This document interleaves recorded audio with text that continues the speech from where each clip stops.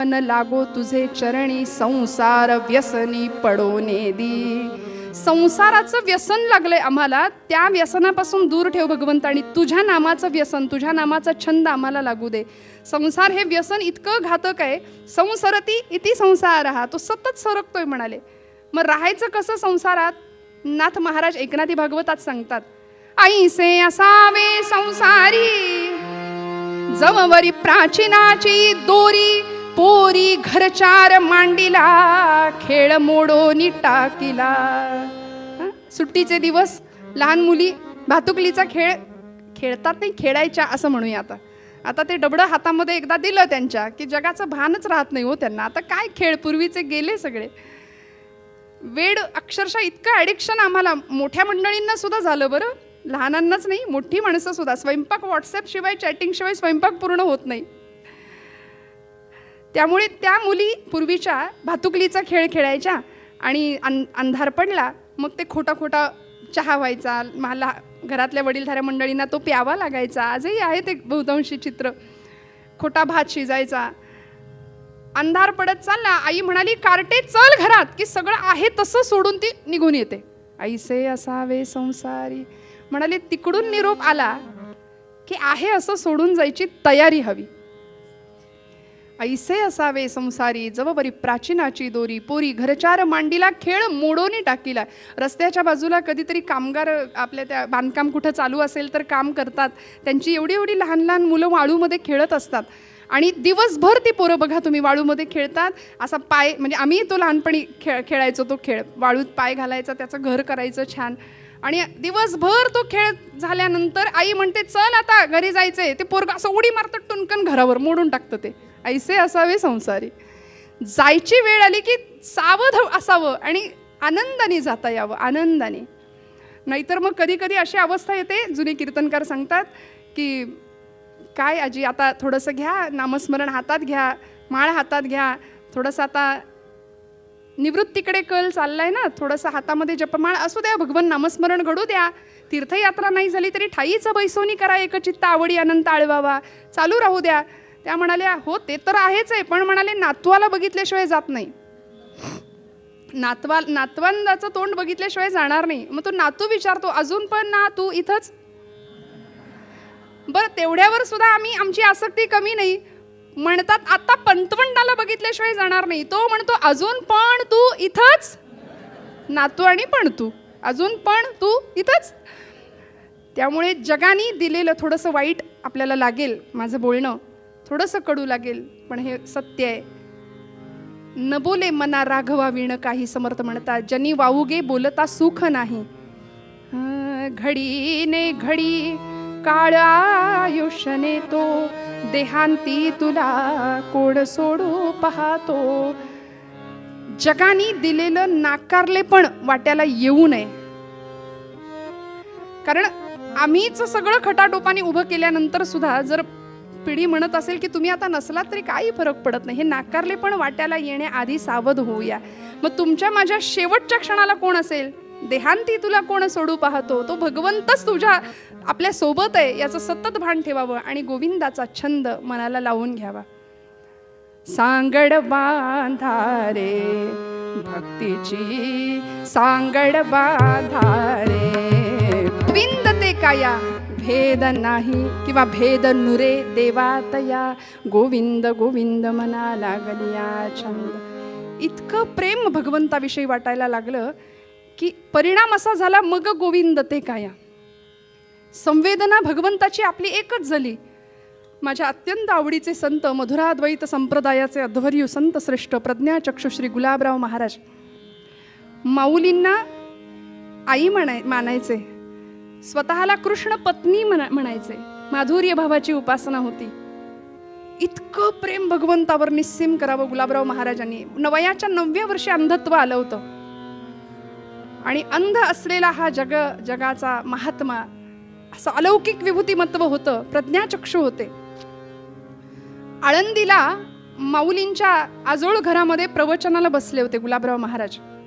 आपल्या आईकडे भेटायला आलेले, ज्ञानेश कन्या म्हणून घ्यायचे स्वतःला. अनुग्रह केला होता माऊलींनी मांडीवर घेऊन, गुलाबराव महाराज स्वतः सांगतात चरित्रात. आणि प्रवचनाला बसलेले गुलाबराव महाराज. आळंदीमध्ये अभिषेक सुरू आहे माऊलींच्या समाधीला.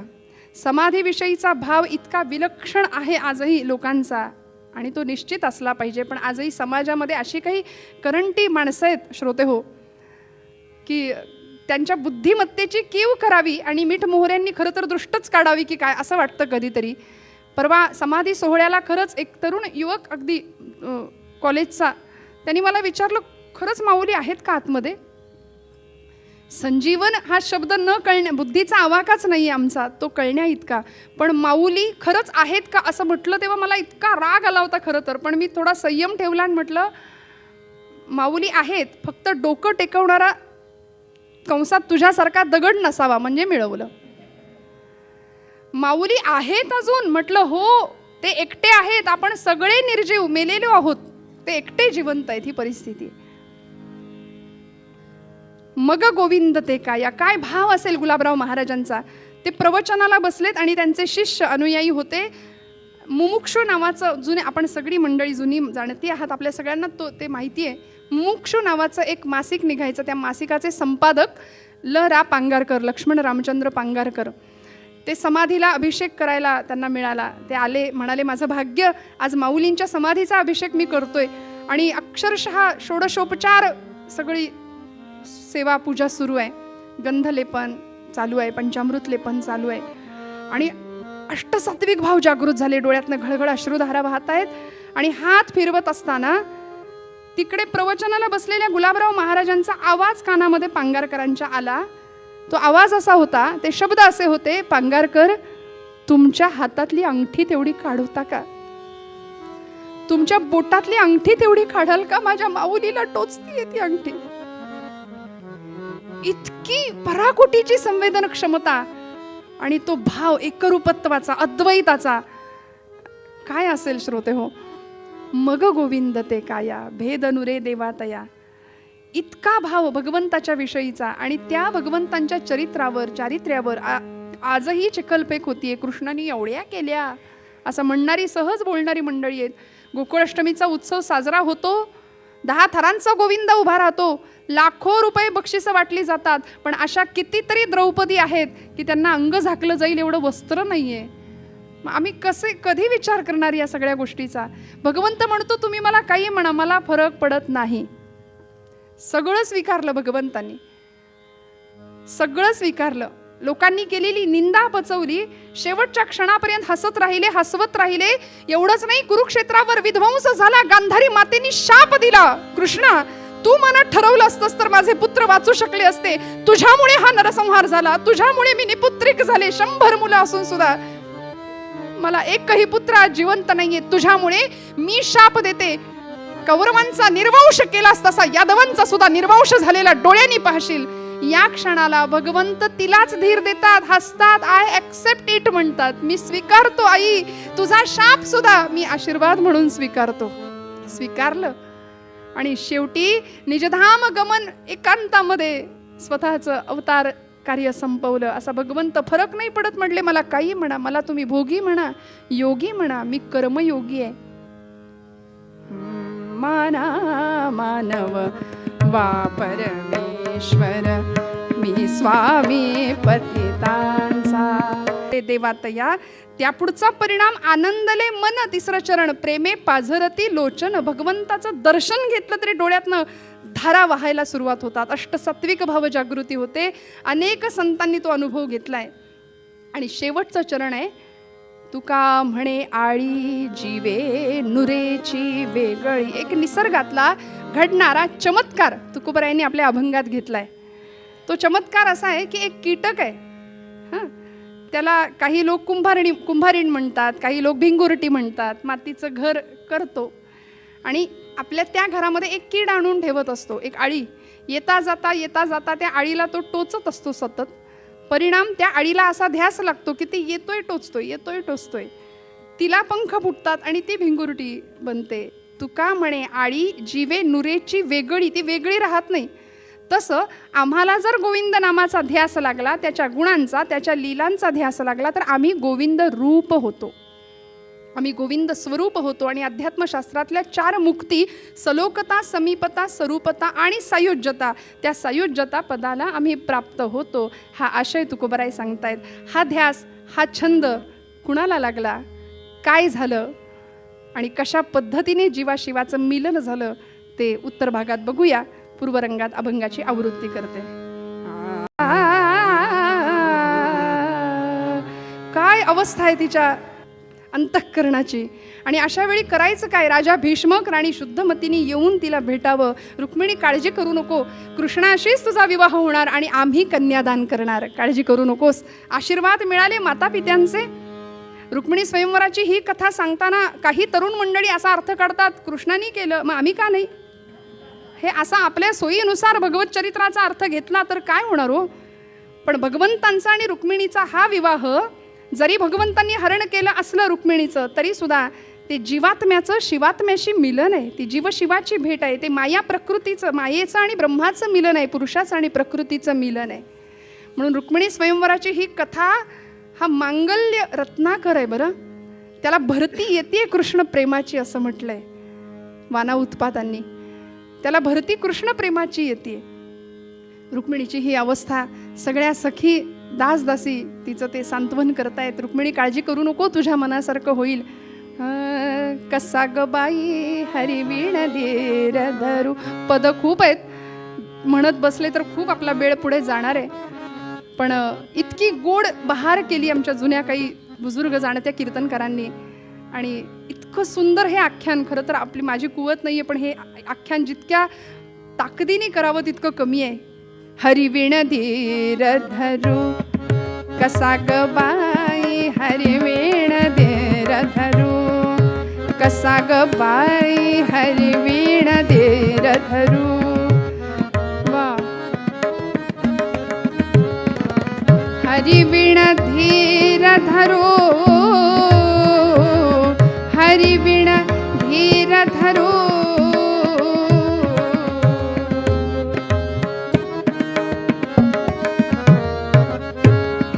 कसा ग बाई हरिवीण धीर धरू. कसा ग बाई हरिवीण धीर धरू. चैन पडे ना भगवंतांच्या शिवाय. काय करायचं अशा वेळी? रुक्मिणीने कुणाला पाचारण केलं हो? जो खऱ्या अर्थी भाग्य पिता असं म्हणावं असे विदर्भ नगरीचे, ते राज्याचे कुलपुरोहित असलेले सुदेव ब्राह्मण, वेदशास्त्र संपन्न पारंगत असलेले, त्यांना पाचारण केलं. सुदेव आले, रुक्मिणीने बसायला आसन दिलं, आपल्या मनीची व्यथा त्यांना सांगितली. आणि सुदेवांना एवढं धन्य वाटलं की आई, माते, ताई, तुझ्यामुळे, तुमच्यामुळे माझं भाग्य आज फळाला येणार आहे. या निमित्ताने त्रिभुवन श्रीमंतांचं दर्शन मला घ्यायला मिळणार. जे योग करणारे साधू, तपी, जपी, संन्यासी, संतांना दुर्मिळ असलेलं दर्शन आज मला या निमित्ताने, माते तुझ्या निमित्ताने मला घडणार. एवढा अंतःकरणातला भक्तिभाव उचंबळून आला. आणि सुदैवांनी लगेच तयारी दर्शवली. फक्त म्हणाले, निरोप काय तो व्यवस्थित द्या, मी लगेच पोहोचवून येतो भगवंतांना. आणि रुक्मिणीने काय सांगावं, म्हणाली, काय निरोप काय, तुम्ही या आणि मला घेऊन जा. सुदैव म्हणाले, असं नाही ताईसाहेब. म्हणाले, ते पत्रात लिहा. हां, असं नाही. ती म्हणाली, मी काय लिहू, मी एवढी लहान अजाण, मी पत्रात काय लिहू, मला नाही जमणार ते शब्दात व्यक्त करायला. पण खरं सांगू का, सुदैवांनी सांगावं, ताईसाहेब, तुमच्या भावना तुमच्या हातातून जर बाहेर निघाल्या तर ते जास्त त्याला किंमत राहील, त्या जास्त खऱ्या असतील. आम्ही विद्वत असू, आमची विद्वत्ता एखाद्या वटवृक्षासारखी आहे हो, पण त्याचा नुसताच विस्तार, त्याला मोगरीची फुलं थोडीच येणार आहेत, आसमंत सुगंधित करणारी. पण तुमच्या अंतःकरणातल्या भावना तुमच्या हातातून बाहेर निघू द्या. आणि त्यावेळी रुक्मिणीने तयारी दर्शवली. पत्र लिहायला घेतलं आणि श्रोते हो, लिहायला सुरुवात झाली. पत्र काय हो, भागवतामध्ये 7 श्लोक आहेत. 7 श्लोकांमधला पहिला श्लोक सांगते. तुम्ही म्हणाल पुढचं का नाही, पाठ नाही म्हणून. पहिला श्लोक, श्रुत्वा गुणान भुवन सुंदर शृण्वतांते. काय श्लोक? रुक्मिणीचं भावना, तिच्या हृदयातली काळजी, विरहावस्था, आर्तता, श्रद्धा, विद्वत्ता, करुणा, या सगळ्यांचा संयोग त्या पत्रामध्ये होता बरं. श्रुत्वा गुणान् भुवन सुंदर शृण्वतान्ते निर्विश्य कर्ण विवरैर्हरतोंगतापं रूप जगदंबा माता की. आणि हा सुदेव वाऱ्याच्या वेगाने घोड्याला टाच मारली आणि भगवंतांच्या त्या द्वारावतीच्या दिशेने निघालाय. भगवंतांच्या द्वारकेत प्रवेश केला.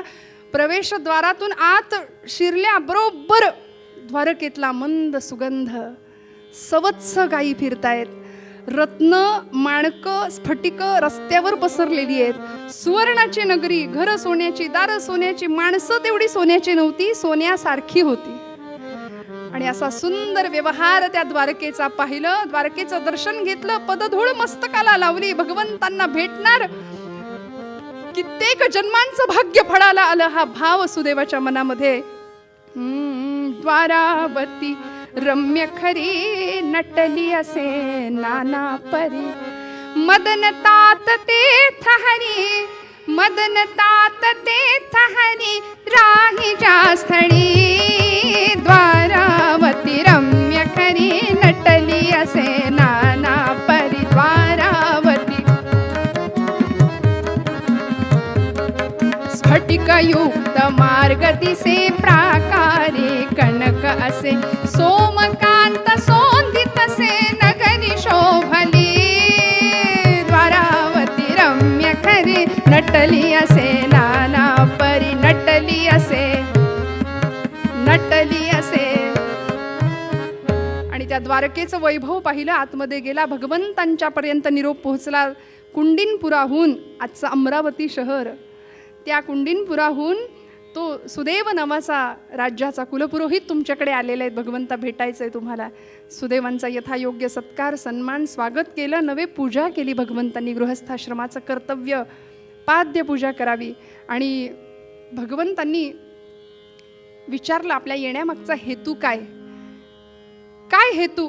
असं म्हणता क्षणी सुदेवांनी जे रूप फक्त ऐकलं होतं ते डोळ्यांनी पाहिलं आणि भान हरपून गेले.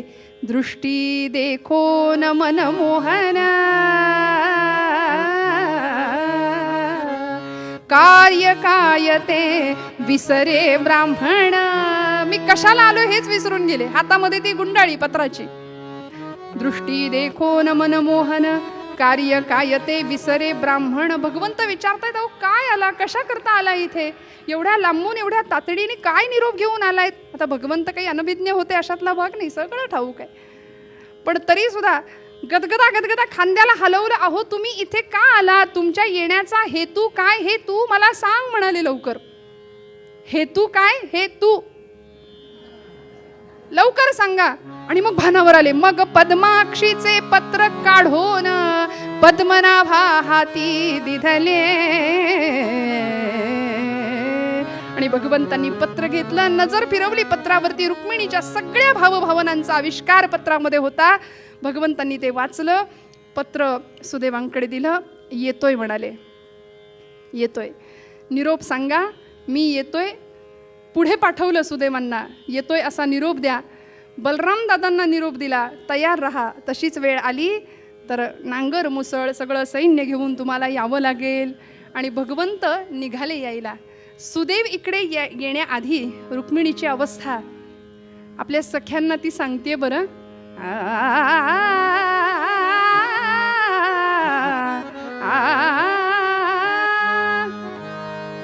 स्वकुल तारक सुता सुवरा, स्वकुल तारक सुता सुवरा, स्वकुल तारक सुता सुवरा, स्वकुल तारक.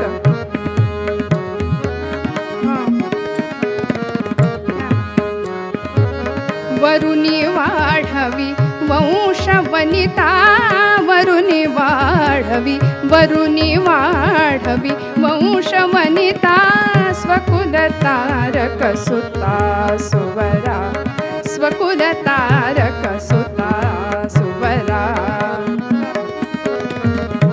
मुली जन्म घेतात, आपल्या दोन्ही कुळांचा उद्धार करतात. चर्चा सुरू आहे.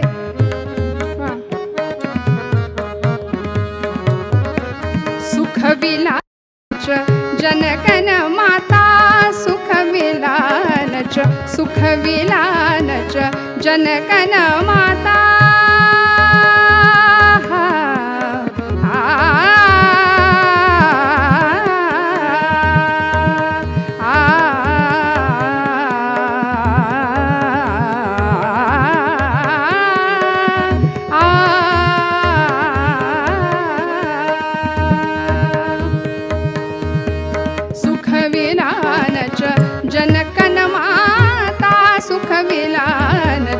जनकन माता सुखविलानच सुखविला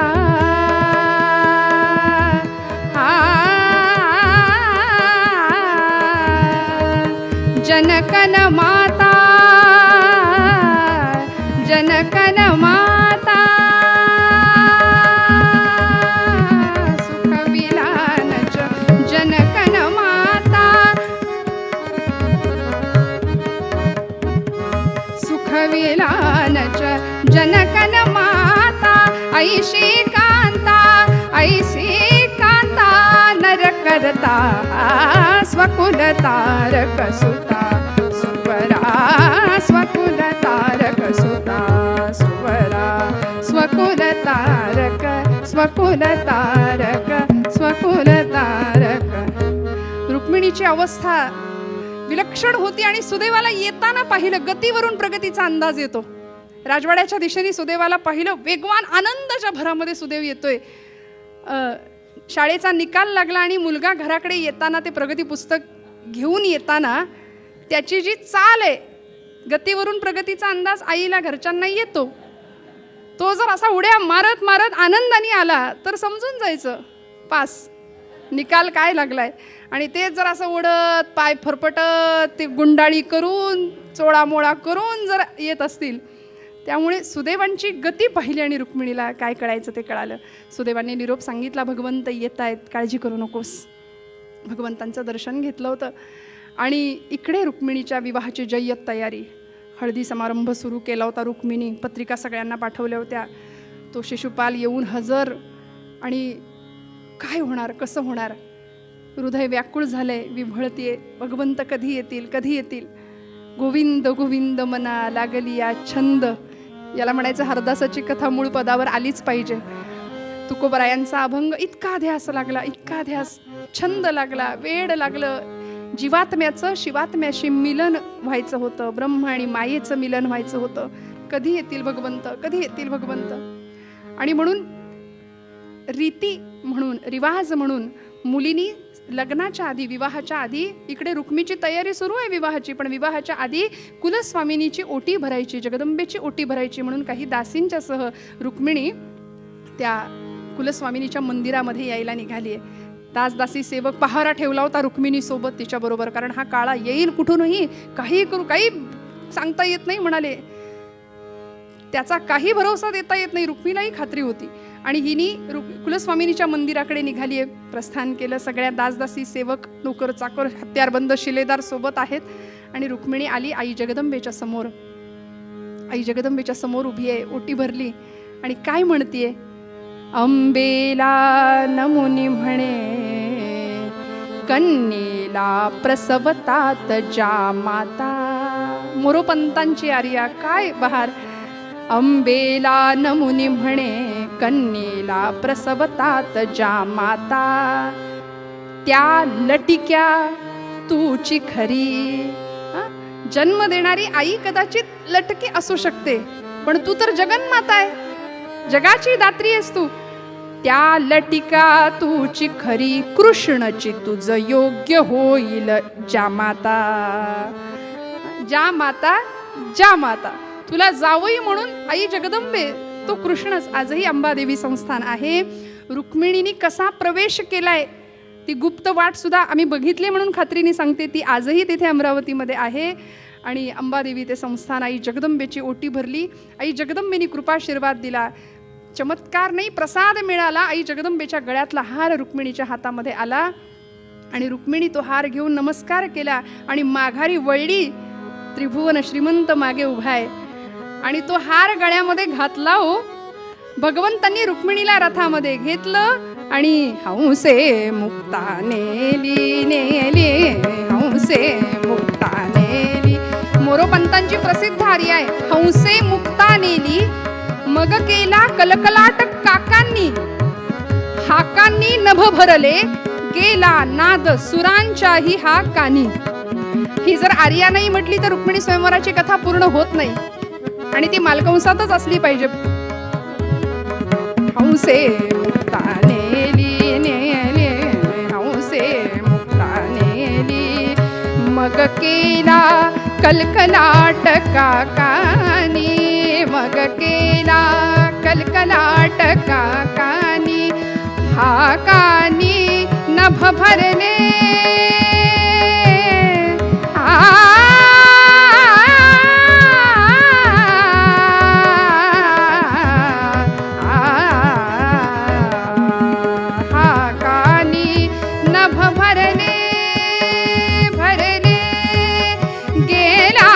सुरांच्याही हा नाद काने, हंस नेली नेली हंसे मुक्ता नेली मुक्ता नेली मुक्ता नेली, हंसे मुक्ता नेली. राजहंसानी मोत्यांची माळ घेऊन जावी आणि कावळ्यांनी कलकलाट करत बसावं, अशी परिस्थिती. भगवंत रुक्मिणीला रथामध्ये घेतायत लपेटून करे कटी, निज रथात ओढी हरी. समर्थ हृदयावरी शिर विसावले निर्भय, अपांपती जळी जणू घडत जान्हवीचा लय. आणि भगवंतांनी रुक्मिणीला आपल्या रथामध्ये घेतलंय आणि रथाला आता घोड्यांना आदेश करणार, निघणार. ते सगळं रुक्मीचं सैन्य बघतच बसलं आव असून, कारण त्या त्रिभुवन श्रीमंताला बघितल्यानंतर काय भान राहतंय हो कुणाला, इतकं सौंदर्य सगळे बघत बसले. आणि भगवंत निघाले पुढे आणि मग भानावर आले, अरे गेला, रुक्मिणीला घेऊन गेला, पळून गेला, निघाला, हरण केलं. आता म्हणले करायचं काय, आपापसात चर्चा करायला लागले. आता रुक्मी महाराज येतील आणि आपलं काही खरं नाही. निदान आपण लढलो, अयशस्वी झालो, पण युद्ध केलो असं भासवायला म्हणले फाडा आता एकमेकांचे कपडे, आपणच एकमेकात खोटं खोटं खोटं भांडूया, जराशी मातीमध्ये लोळूया, मग महाराज आल्यावर निदान त्यांना सांगता तरी येईल आम्ही प्रयत्न केला होता बरं, पण गेला. आणि इकडे रुक्मी ज्यावेळी आला त्यावेळी रुक्मीचं सैन्य सशस्त्र, बलराम दादा सुद्धा मागे नव्हते. वेळेवर अगदी उपस्थित पोहोचलेल्या निरोपाप्रमाणे बलराम दादांनी नांगर मुसळ सहितच आले होते. आणि एका धावत असताना रुक्मिणी भगवंतांना निंदेचे शब्द उद्गारले, कृष्ण निंदा सुरू केली त्या रुक्मिणी तिथे सुद्धा. आणि एक शब्द असा बोलला की कृष्णा काळ्या, अरे घेऊन चाललास माझ्या बहिणीला, लक्षात ठेव, मी जर तुझं आणि रुक्मिणीचं लग्न होऊ दिलं तर मी पुन्हा माझ्या शहरामध्ये, माझ्या कुंडिनपुरामध्ये परत कधी जाणार नाही, कधीच नाही. आणि खरंच तो गेला नाही बरं, त्यांनी भोजकटक नावाचं शहर वसवलं, गाव वसवलं, तिथे तो राहायला लागला. आणि या क्षणाला त्याच्या मुखातून काही शब्द गेले. तो म्हणाला, कृष्णा लक्षात ठेव, माझा शाप आहे, तुझा आणि रुक्मिणीचा वियोग होईल. रथाचा तो घोड्यांचा लगाम खेचला भगवंतांनी, रथ थांबवला आणि असं सुदर्शन चक्र काढणार. रुक्मीचा वध भगवंतांच्या हातून होणार एवढ्यात पायाला काहीतरी ओलसर लागलं. भगवंतांनी पाहिलं रुक्मिणीच्या डोळ्यातनं अश्रुधारा वाहत आहे.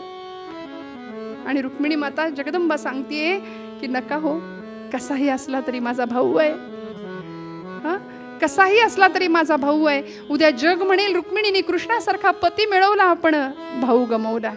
मग हे अशुभ, आपल्या शुभ कार्यामध्ये हे अशुभ कशा करता, नका मारू त्याला. भगवंतांनी तिचं म्हणणं ऐकलं आणि कट्यार घेतली. त्याची जी प्रतिज्ञा होती आता ती खरी करायची होती.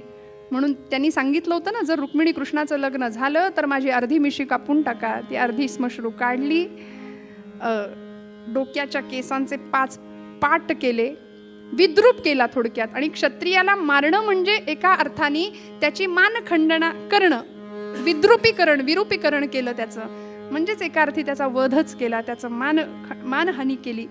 आणि असा तो हेअरकट त्यावेळी झाला, तो एकदाच झाला, त्याच्यानंतर परत कोणीच नाही. पण आता काय फॅड आलंय, आता तो हेअरकट फार प्रसिद्ध झालाय. कुठून कुठून कुठून ते पाट काढतात की नाही, रुक्मी कटच बहुतेक. तो व्यसन आणि फॅशनच्या नावाखाली आम्ही काही आमची तरुण पिढी करते.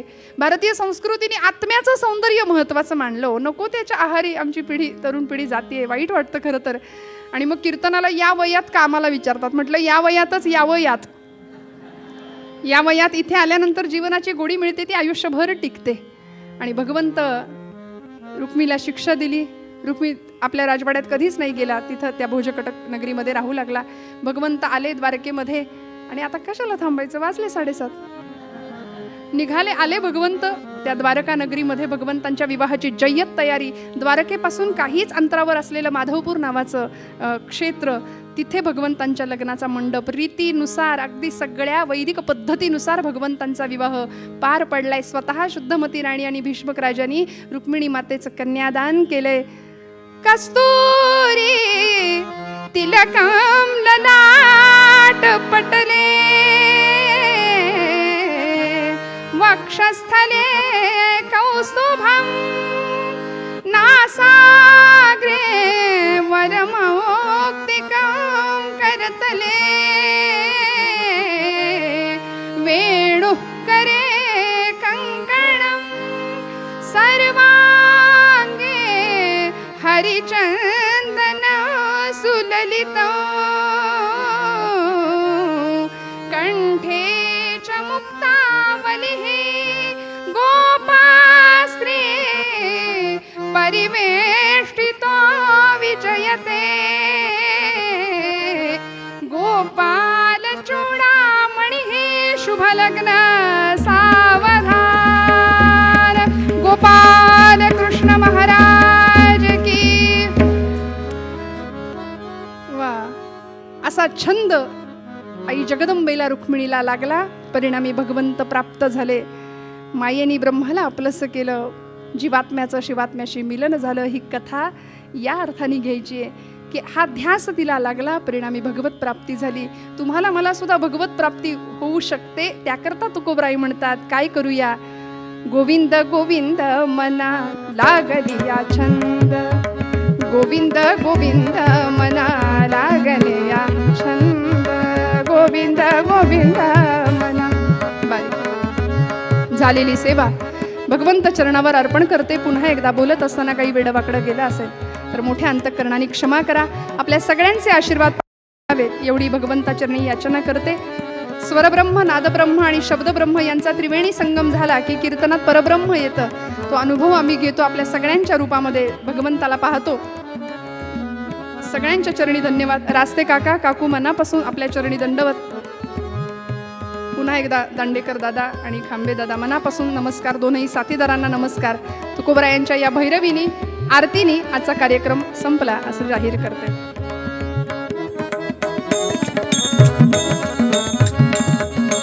गोविंद गोविंद मना लागली या छंद,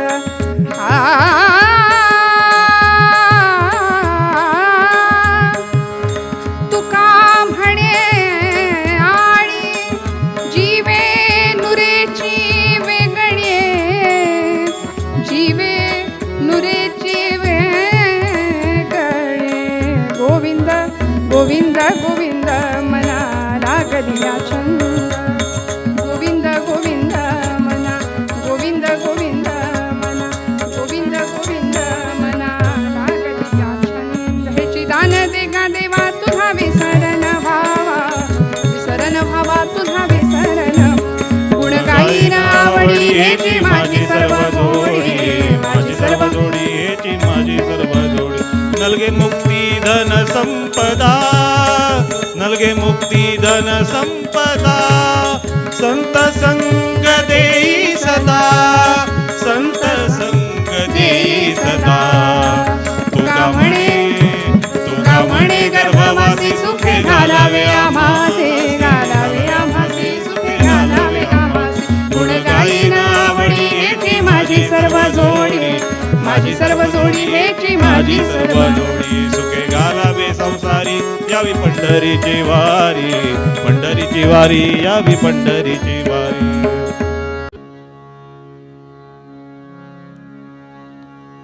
आ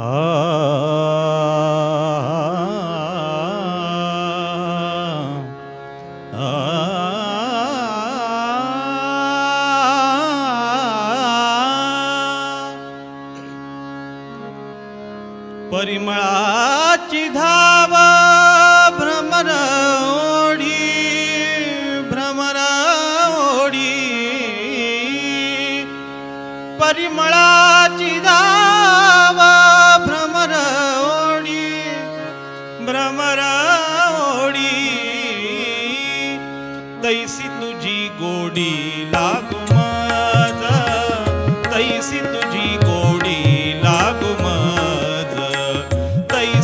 तुझी गोडी लागू मज, तैसी तुझी गोडी लागू मज.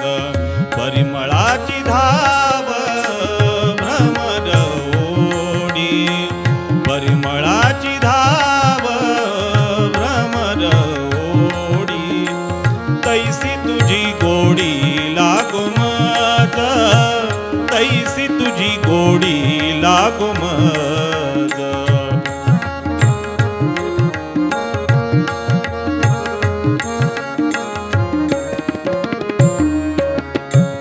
अविटके माये विटेना, अविटके माये विटेना. जवळीच आहे परी भेटेना, जवळीच आहे परी भेटेना. तैसी तुझी गोडी लागू मज, तैसी तुझी गोडी लागू मज.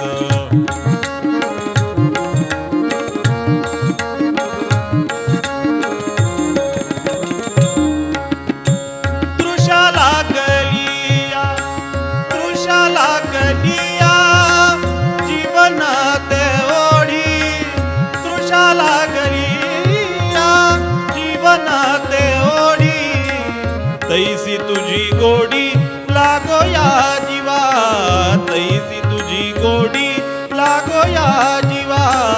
तैसी तुझी गोडी लागो मज, तैसी तुझी गोडी लागू मज.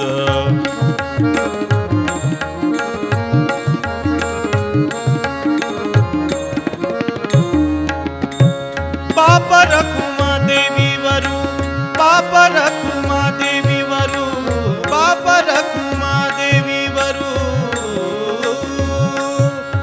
आ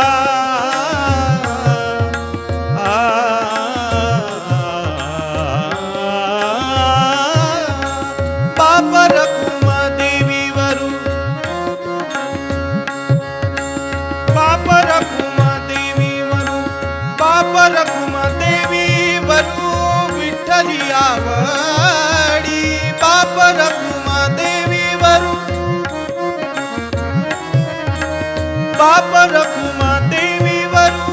विठ्ठली आवडी गोडी ऐसी गोडी मिळून केली, गोडी ऐसी गोडी मिळून केली.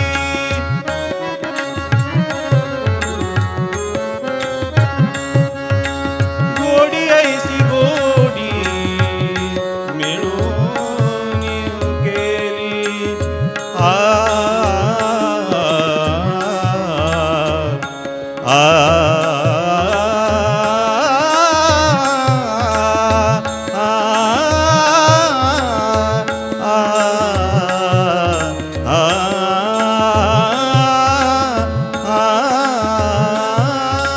गोडी ऐसी गोडी, गोडी ऐसी गोडी मिळून केली. बाप रखुमा देवी वर, बाप रखुमा देवी वरू.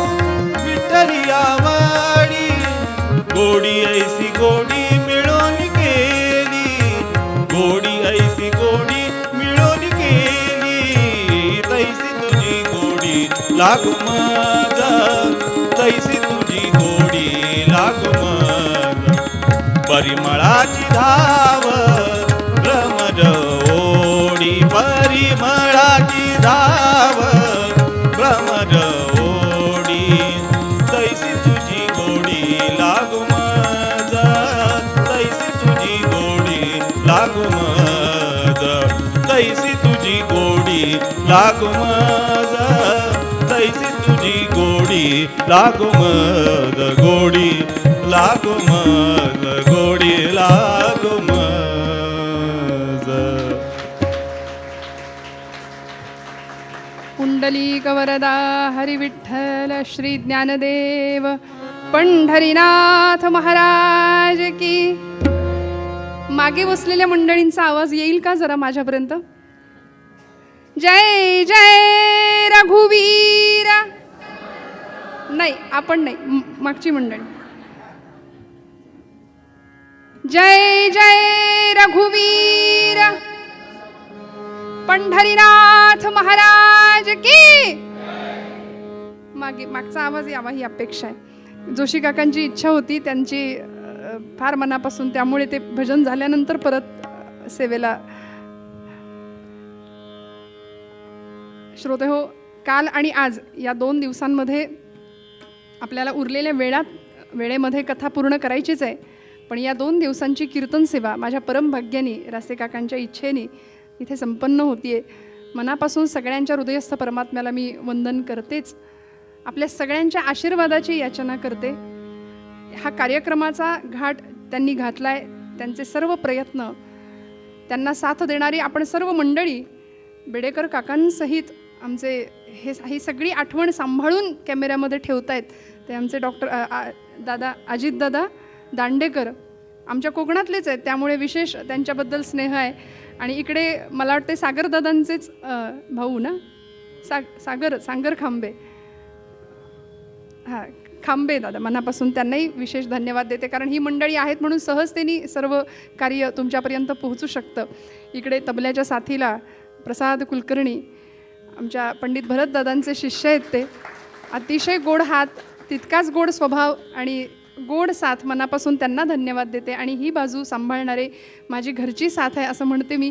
मला अशीही साथ आहे आणि प्रपंचातही साथ आहे, दोन्ही बाजूंनी. त्यामुळे तुमच्या सगळ्यांचे आशीर्वाद दोघांच्या पाठीवर मागते आणि कथेला सुरुवात करते. जय जय रघुवीर समर्थ. कथा गोड आहे. काल आपण आख्यान ऐकलं श्रीखंड्या. नाथांनी जी रचना केली त्या रुक्मिणी स्वयंवर या रचनेमध्ये भगवंतांनी सांगितलं होतं की मी तुझ्यासाठी काय करू, तुझं लग्न लावून देतो. त्यावेळी भगवंत म्हणाले आता लग्न वगैरे नको, माझ्यासाठी हे काव्य रचा. की जिथे संस्कृत असलेलं काव्य लोकांना कळत नाही त्याची कृतात करा. आणि नाथांनी रुक्मिणी स्वयंवर काव्य माझ्याकरता ठेवलंय. गोड कथा आहे, जुन्या मंडळींनी बहार केली आहे. मी काय वेगळं सांगणार, आपण ऐकलेलं आहे. फक्त सगुण चरित्रे परमपवित्रे सादर वर्णावी, ऐसी कीर्तन मर्यादा संतांच्या घरची. या न्यायाने विदर्भ देशका भूपती भीमका,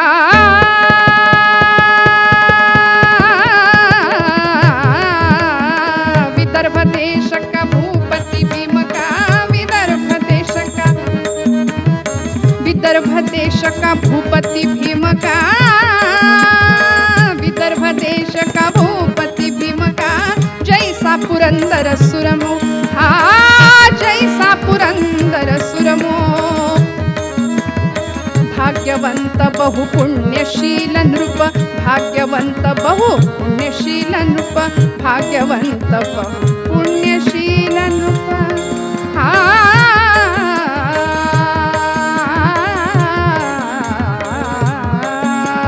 भाग्यवंत बहु पुण्यशील नृप, भाग्यवंत बहु पुण्यशील नृप, सोहत कुंडिन पुरमोहा,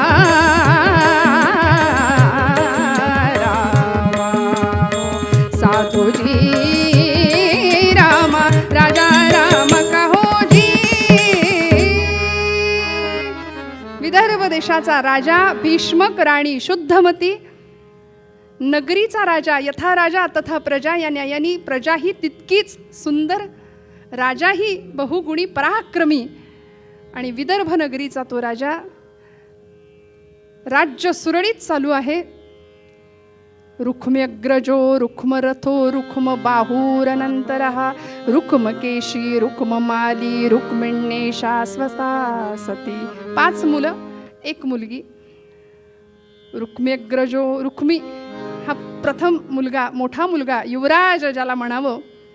युवराज असेच असतात ना सगळे, आपल्या मनाला येईल तसं. तुम्ही का हसताय, मी रुक्मीबद्दल बोलतेय. आपल्या मनाला येईल तसं वागायचं. काय काय करतात मंडळी, त्याला ही सत्ताच हवी होती रुक्मीला. रुक्मीबद्दल बोलतेय, पुन्हा एकदा सांगते. सत्तेसाठी काहीही माणूस करायला तयार होतो. रुक्म्यग्रजो रुक्मरथो रुक्म बाहुरनंतरा, रुक्मकेशी रुक्ममाली आणि रुक्मिण्येषा स्वसा सती. या 5 भावंडांच्या पाठीशी झालेली रुक्मिणी नावाची अत्यंत बहुगुणी सुंदर सुस्वरूप आणि रतीला लाजवेल अशी लावण्याची खाण असलेली रुक्मिणी, साक्षात लक्ष्मी, साक्षात आदिशक्ती, पुन्हा एकदा त्या शिवाला प्राप्त करण्याकरता इथे भूतलावर अवतरलेली वर्णन केलं.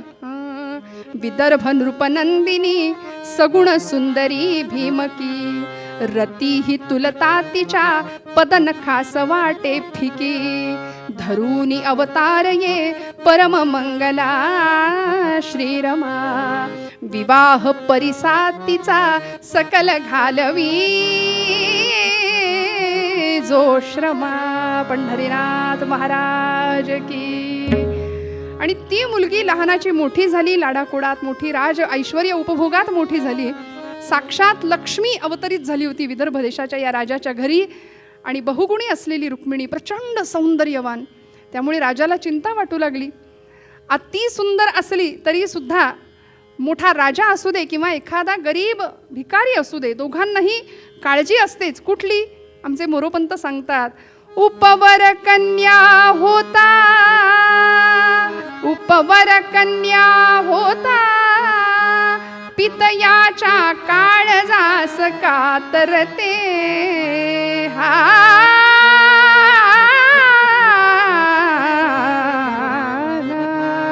पितयाच्या काळजास कातरते, कातर सासर सागर जाय कशी पार हेची का तरते.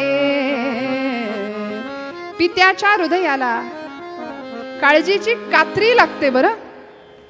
आणि बघा ना तुम्ही, कितीही श्रीमंत असू दे, कितीही गरीब असू दे, बाप आणि मुलीचं नातं, ज्यांना मुली आहेत त्यांना निश्चित माहिती आहे, समर्पण आहे तिथे बरं, त्याग आहे.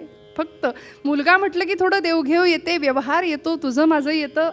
पण मुलगी म्हटलं की आजही विवाह मंडपामध्ये कन्यादान करताना ढसढसा रडलेला पिता आपल्यापैकी कुणीच विसरणार नाही महिला वर्ग, हो की नाही? इतकं सुंदर नातं असतं, समर्पण भाव. त्यामुळे मुलगी उपवर झाली, 8 वर्षांची झाली, 8 वर्षात भवेत कन्या. आता 28व्या वर्षी सुद्धा कन्या म्हणतात, हा विषय सोडून द्या. पण कन्या उपवर झाली आणि 8 ते 10 वर्ष वय हे विवाहाचं. राजाला चिंता लागून राहिली बरं.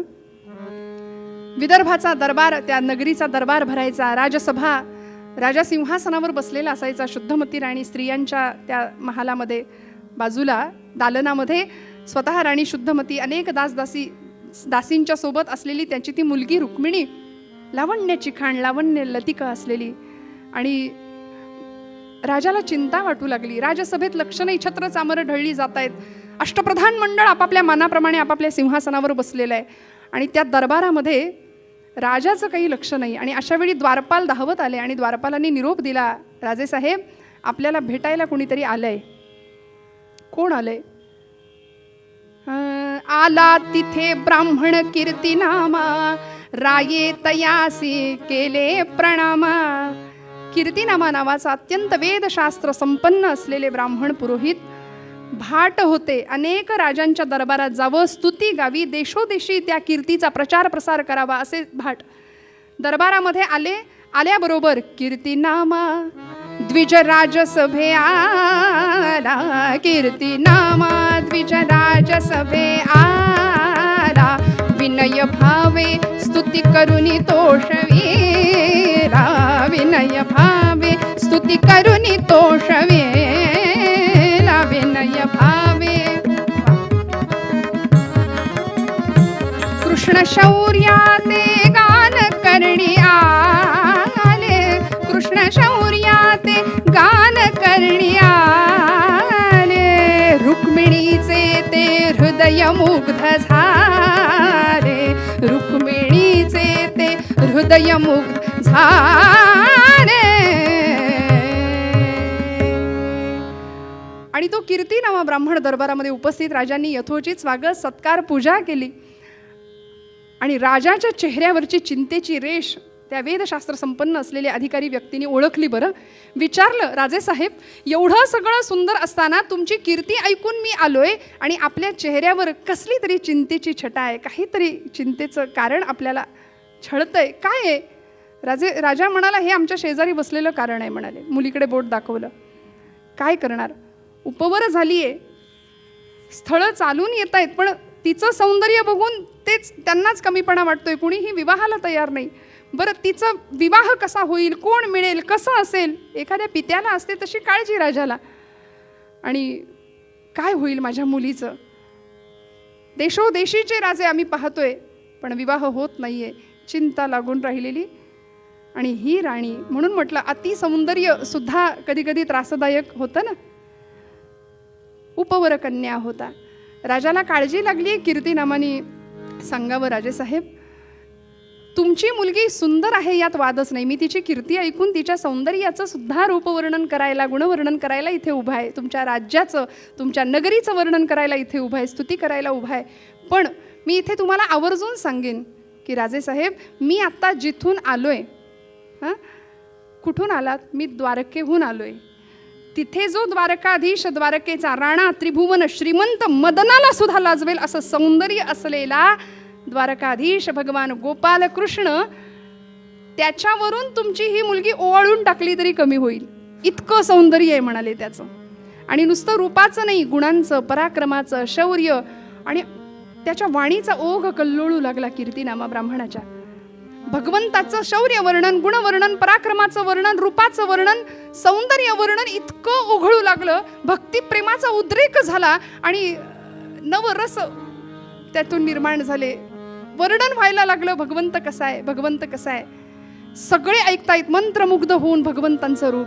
कधीतरी श्रोते हो, आपणही डोळे झाकून दर्शनशास्त्रात सांगितल्याप्रमाणे पुरुष देवतेचं वर्णन ऐकताना किंवा दर्शन घेताना पायापासून, तळव्यापासून सुरू करावं असं सांगितलंय ना.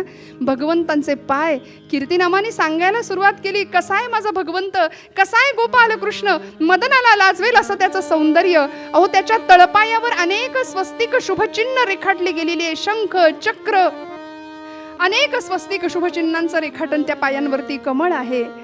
आणि ब्रह्मदेवाला सुद्धा ज्या तळपायाचं दर्शन होत नाही, ज्या चिन्हांचं दर्शन होत नाही, असे दुर्मिळ त्याचे ते तळपाय.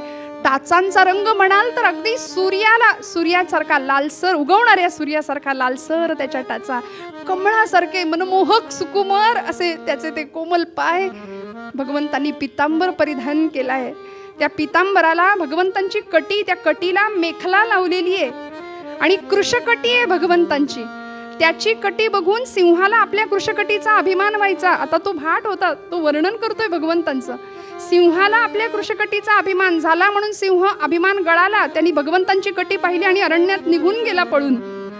भगवंतांची कटी इतकी नाजूक, इतकी लहान की त्या कटीला अडकवलेली ती मेखला, आणि ती मेखला चित्ररत्नांची माला त्याला गुंफली आहे, चित्ररत्न जडवलेली आहेत, सिद्धीची मेखला आहे. त्या मेखलेला म्हणाले त्या घंट्या टांगलेल्या आहेत, अधोमुख असलेली त्या घंटा छोट्या छोट्या छोट्या नाद करतायत, किणकिण किणकिण, जणू काही सोहम नाद आहे. भगवंताची नुपुर सुद्धा सोहम नादाचा झंकार करतायत की काय. त्या घंटा अधोमुख आहे, जणू काही परमपद प्राप्त झाल्यानंतर वृत्ती अधोमुख होते, तशा त्या घंटा भगवंतांची नाभी बघाल तर भगवंताच्या नाभीतून कमळ निर्माण झालंय, त्यातून ब्रह्मदेवांची उत्पत्ती आहे, असं त्याचं नाभिस्थान. भगवंतांचं उदर बघितलं तर त्रैलोक्य अनंत ब्रह्मांड उदरी, ज्याच्या उदरामध्ये त्रैलोक्या साठले, ज्याच्या उदरामध्ये, असा भगवंत. 3 घड्या त्रिगुणात्मकतेच्या द्योतक असलेले त्या उदरावर पडलेले आहेत. भगवंतांचं हृदय हे सगळ्या संतांचं सदन आहे, वसतिस्थान आहे म्हणाले. त्या हृदयावरती आपल्या सहनशीलतेची परीक्षा दिली भगवंतांनी. भृगु ऋषींनी मारलेली लाथ भगवंत तिथे मिरवतायत वत्सलांछन म्हणून. कौस्तुभ मणी आहे, पायापर्यंत वनमाला रुळतीये. भगवंतांच्या गळ्यात शांती आणि निजशांतीचं प्रतीक असलेली वैजयंती माला आहे. अनेक मौक्तिक माला भगवंतांनी गळ्यामध्ये परिधान केल्यात. भगवंतांचे बाहू जर बघाल तर पराक्रमाचं तेज त्या बाहूंमध्ये आहे. 4ही बाहूंमध्ये एका हातामध्ये सुदर्शन आहे, दुसऱ्या हातामध्ये कौमुदी नावाची गदा आहे भगवंतांची, तिसऱ्या हातामध्ये पांचजन्य नावाचा शंख आहे, चौथ्या हातामध्ये भगवंतांनी कमळ धरले. मुखाचं वर्णन करावं तर हनुवटी भगवंतांची अशी इंद्रनील मणी वितळून त्याच्यातून अशी मूर्ती घडावी असं श्यामल वर्ण भगवंतांचा. मुखाचं वर्णन केलं तर काय हो, त्रैलोक्याचं सौंदर्य ज्या मुखावर एकवटलंय. भगवंतांचे काळे कुरळे कुंतल केस, त्या केसांवरती रत्न जडित मुकुट आहे, त्या मुकुटावर मोरपीस आहे आणि त्या मोरपिसाला डोळा आहे पण दृष्टी नाहीये. बरं, कारण भगवंत तो मोरपी जणू काही असं सांगतोय की बाबांनो, कृष्ण परमात्मा हा दृश्य आणि दृष्टीच्या अतीत आहे बरं. असा माझा भगवंत, काय वर्णन करावं त्याचं. विठोबांना दफ्तरदार कट्टावामध्ये वर्णन करतात. सजल नीर दश्याम तनू नवरत्न खचित सौवर्ण मुकुट शिरपे चतुरा कलगी विराजित कुटिलाल कन्निटिलासी कस्तुरी तिलक केशरी गंधा.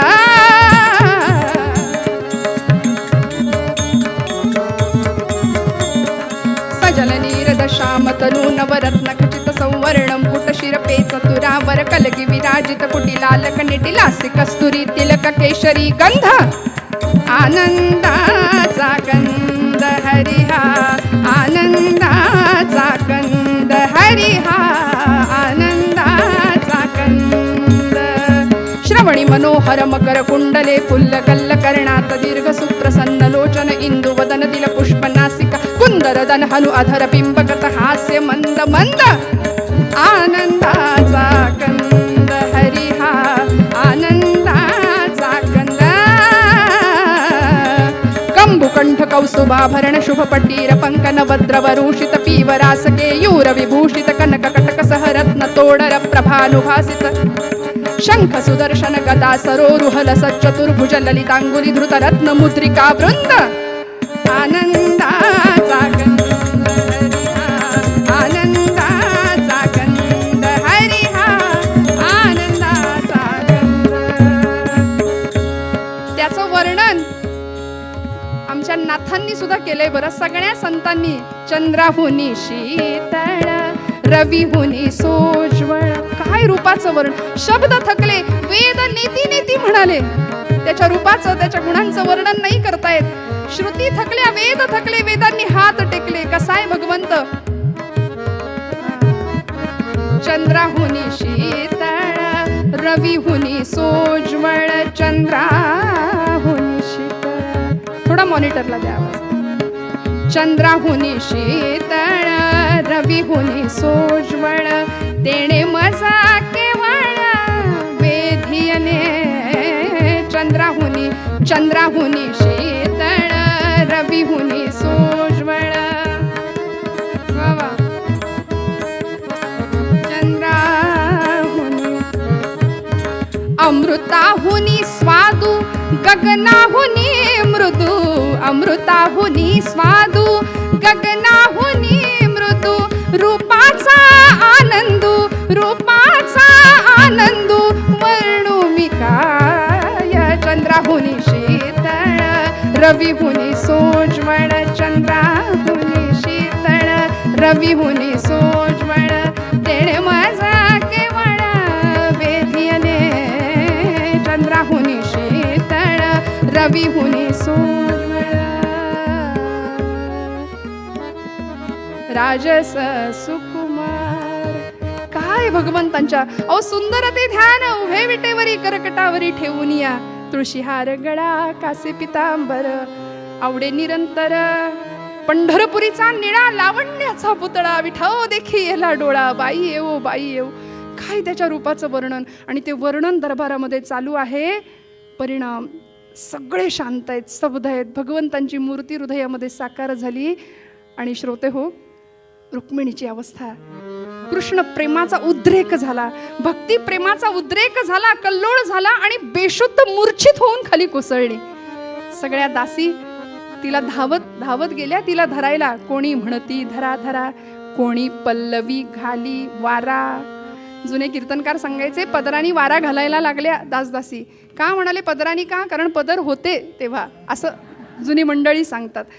तिला जवळ उचलून वरती ठेवलं, आतमध्ये नेलं तिच्या शयनगृहामध्ये मंचकावरती. आणि इकडे रुक्मिणीची अवस्था पाहिल्याबरोबर दरबारामध्ये भीष्मक राजांनी घोषितच केलं, घोषणाच केली. कारण रुक्मिणीची अवस्था कशामुळे झाली हे पित्याला न कळण्याचं काही कारण नव्हतं. विदर्भ देशाच्या राजांनी, भीष्मक राजांनी घोषित केलं, येणाऱ्या पहिल्या सुमुहूर्तावर माझी रुक्मिणी कृष्णाला दिली असं म्हणता क्षणी टाळ्यांचा हे कडकडाट दरबारामध्ये. आणि टाळ्यांचा कडकडाट ऐकून तण तण तण तण पावलं त्या दरबारामध्ये अशी आली. कोण वाजवतंय टाळ्या?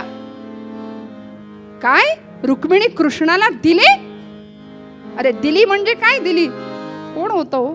मगाशी म्हटलेले ते युवराज, रुक्मिणीचा मोठा भाऊ रुक्मी दरबारामध्ये उपस्थित. वडिलांना सांगावं, बाबा साठी बुद्धी नाठी म्हणतात ते हेच. आता सगळं सोडा, सगळं माझ्यावर सोपवा आणि हरी हरी करत बसा तुम्ही. बरं, रुक्मिणीचं काय करायचं ते मी बघतो. येणाऱ्या पहिल्या मुहूर्तावर मी तिचं लग्न लावणारे. चेदी नरेश माझा अखंड सुंदर असा जवळचा मित्र असलेला शिशुपाल, त्याच्याशी मी त्याचा विवाह करणारे निश्चित.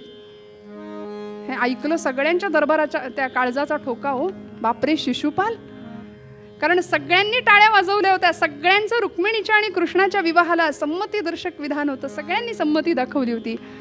पण आता रुक्मीच्या मुखातून कृष्ण निंदा सुरू झाली. पारावार नाही, सगळ्या सीमा पार करून त्याची कृष्ण निंदा चालू आहे. बाबा अहो, कुणाचं नाव शोधून शोधून काय शोधून काढला? दिवटा म्हणाली, जसा वरून काळा तसा आतूनही काळा. नावाप्रमाणे हा काळा. याच्या ना जातीचा पत्ता, ना कुळाचा पत्ता, ना गोत्राचा पत्ता. विदर्भ देशाचा राजा भीष्मक सांगतायत, अरे वेड्या मूर्खा, अजन्माला काय असतं रे? जो अजन्मा आहे त्याला काय कुळ गोत्र? तरी सुद्धा त्याची पत्रिका गर्गाचार्यांनी काढलीये.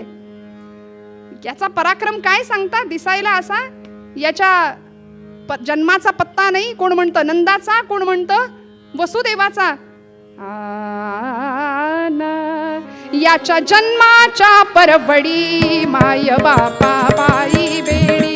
याच्या जन्माच्या परवडी माय बापा बाई बेडी. यानी वधिला हो आपुला मामा, यानी वधिला हो आपुला मामा. तो का येईल आपुल्या कामा. याच्या जन्माच्या परवडी माय बापा बाई बेडी.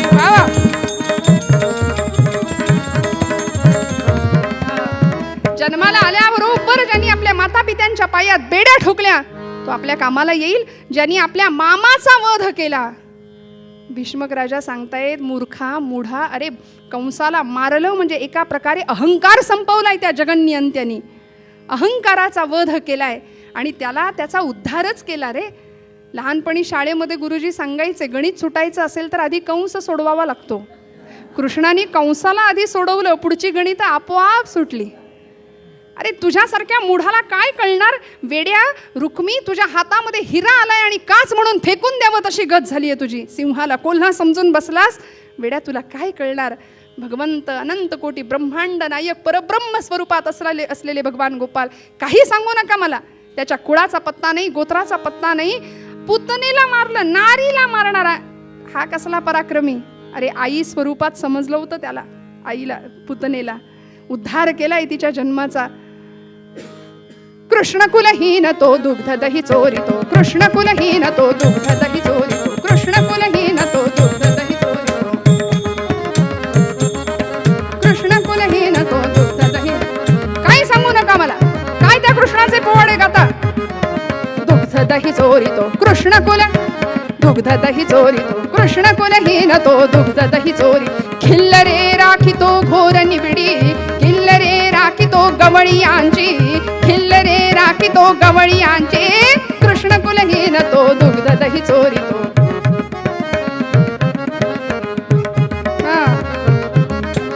नंद वसुदेव हे जनक असती तया. नंद वसुदेव हे जनक असती तया. मारिली पूतना नारी असुनी. मारिली पूतना नारी असुनी. कृष्णकुलहीन तो दुग्ध दही चोरी. कृष्णकुल कृष्णकुल कृष्णकुलहीन तो दुग्ध दही चोरी. काही सांगू नका. दुधादह्याच्या चोऱ्या करणारा तो चोर. भीष्मक राजा समजावायचा प्रयत्न करतायत. त्याच्या प्रत्येक आरोपाचं खंडन करायचा प्रयत्न करतायत. वेड्या, ती जी दुधादह्याची चोरी होती ना, ती खरी चित्ताची चोरी होती रे. तुला काय कळणार. त्या चोरी मागे आध्यात्मिक, राजकीय, धार्मिक सर्वच कारण होती. पुतनेला मारणारा, नारीला मारणारा हा कसला पराक्रमी. ते काही नाही. तुम्ही कितीही काहीही माझ्या आरोपांचं खंडन केलं तरी सुद्धा जर कृष्णाचं आणि रुक्मिणीचं लग्न होणार असेल तर मी प्रतिज्ञा घेतो, माझी श्मश्रू काढून टाकेन. आणि माझा मित्र चेदी नरेश शिशुपाल, अरे वेड्या, शिशुपालाची पत्रिका बघ. त्याच कृष्णाच्या हातून त्याचा वध होणार आहे. ऐक, त्या काळ्याच्या हातून माझ्या मित्राचा वध मी होऊच कसा देईन. आम्ही शाल्व, जरासंध, पौंड्र आहोत कशासाठी. ही सगळी चौकडी होती. त्याला एक शब्द आहे तो म्हणत नाही मी.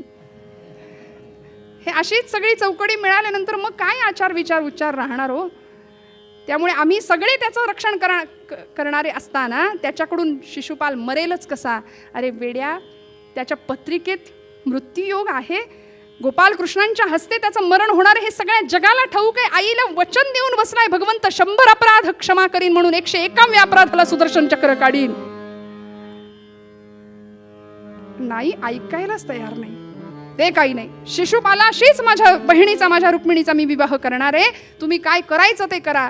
सगळे शांत झाले आणि या रुक्मिणी विवाहाची जय्यत तयारी सुरू केली. येणाऱ्या पहिल्या मुहूर्तावर घोषित केलं. बाबांना सांगितलं तुम्हाला काही कळत नाही, तुम्ही सगळं सोडा, इकडे लक्ष घालू नका, मी बघतो. विवाहाची जय्यत तयारी, सगळ्यांना निमंत्रणं पाठवली, पत्रिका पाठवल्या. आणि यादव राज्याकडे म्हणजे द्वारकेकडे कसं निमंत्रण पोहोचणार नाही अजिबात याची पूर्णपणे काळजी घेतली. अजिबात तिकडे निरोप नाही गेला पाहिजे. आणि सगळी विवाहाची जय्यत तयारी. आणि इकडे रुक्मिणीची अवस्था, तोंडावर पाणी मारून शुद्धीवर आली आहे. दासींनी सांगितला घडलेला सगळा प्रसंग. आणि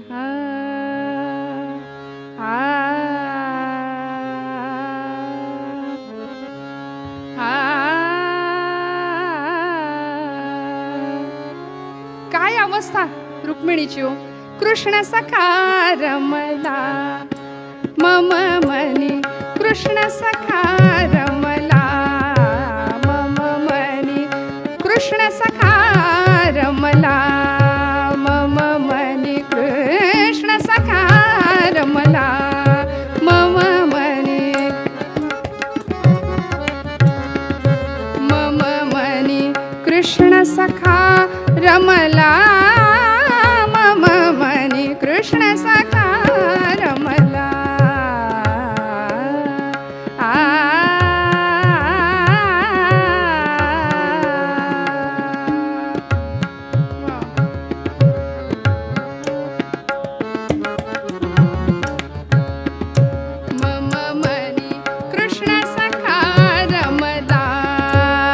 चरणी आप्तवधा सजला मम मनी, कृष्ण सखा रमला, कृष्ण सखा रम, कृष्ण सखा रम